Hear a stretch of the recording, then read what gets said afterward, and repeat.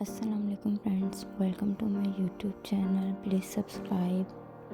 बिस्मिल्लाहिर्रहमानिर्रहीम। ठंडा पानी, कोल्ड ड्रिंकिंग वाटर।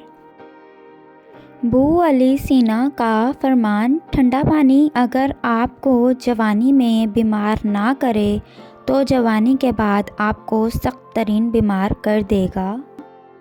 ठंडा पानी दिल की 4 रगों को जोड़ देता है, दिल की असली रग को भी बंद कर देता है, हार्ट अटैक का सबब बनता है। अक्सर जवानी में हार्ट अटैक ठंडे मशरूबात सबब बनते हैं।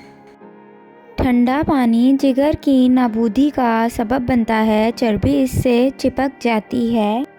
माफ़ी चाहते हुए वो लोग जो जिगर ट्रांसप्लांट के मुंतज़िर हैं, उसका असली सबब यही ठंडा पानी है।